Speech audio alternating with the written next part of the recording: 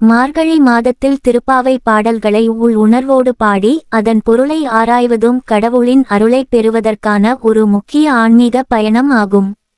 25ஆம் பாடலான ஒருத்தி மகனாய் பிறந்து என்பது கண்ணனின் அவதார இரகசியத்தையும் அவன் அருள் செயல்களையும் உணர்த்தும்.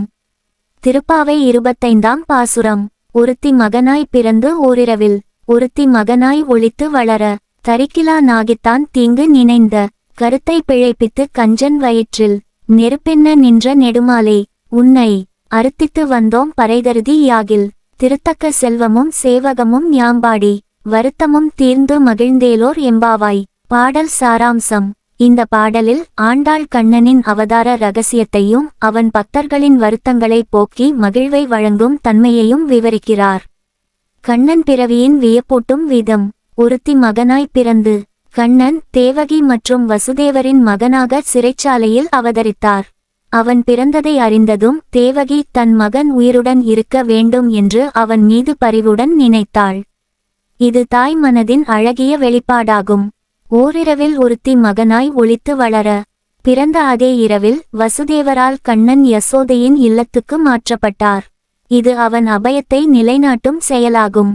நெடிய இரவில் ஆற்றின் வெள்ளம் மழை போன்ற சிரமங்களை கடந்து நிகழ்ந்த இந்த நிகழ்வு தெய்வீகத்தின் முழுமையான வெளிப்பாடாகும். கம்சனின் தீய எண்ணங்களும் அவற்றின் தோல்வியும். தரிக்கிலா நாகித்தான் தீங்கு நினைந்த கம்சன் தனது சகோதரியின் மகனை அழிக்க வேண்டும் என்ற எண்ணத்துடன் கொடுமையான பல செயல்களை திட்டமிட்டான். அவன் தன்னுடைய தீய எண்ணங்களால் அழிக்க முடியாதது கண்ணனின் தெய்வீக சக்தியை உணர்த்துகிறது. கருத்தை பிழைப்பித்து கஞ்சன் வயிற்றில் கம்சனின் வயிற்றில் தீப்போல ஒரு நெருப்பு உருவானது. இது கம்சனின் பயத்தாலும் தனது மரணத்தை கண்ணன் மூலம் உணர்ந்ததாலும் ஏற்பட்டது. கம்சன் தனது தீய எண்ணங்கள் தன்னையே அழிக்குமென்று புரிந்து கொண்டான். பக்தர்களின் வேண்டுதலுக்கும் இறைவனின் அருளுக்கும் இடையிலான உறவு. அறுத்தித்து வந்தோம் பறை தருதி யாகில். ஆண்டாள் கண்ணனை தன் விருப்பங்களை நிறைவேற்றும் பறையாக நினைத்து அழைக்கிறார். பறை என்பது சடங்குகளில் பயன்படுத்தப்படும் ஒரு கருவியாகும். இது இங்கே இறைவனின் அருளை பெறும் அடையாளமாகும். திருத்தக்க செல்வமும் சேவகமும். இறைவன் அருளால் வாழ்க்கையில் செல்வம் மற்றும் ஆன்மீக பூரணத்தையும் பெறலாம். சேவகம் என்பது பக்தர்களுக்கு ஈசன் தரும் ஆன்மீக சாந்தியாகும். வருத்தமும் தீர்ந்து மகிழ்ந்தேலோர் எம்பாவாய்.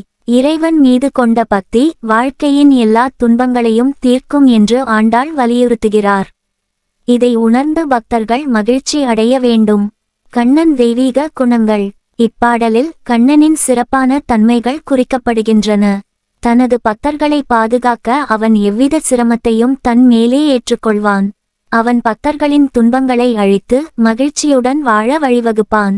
பக்தர்கள் தங்கள் துன்பங்களை பகிர்ந்து இறைவனை தியானித்து அவனை பாடுவதன் மூலம் ஆன்மீக சாந்தி பெறலாம்.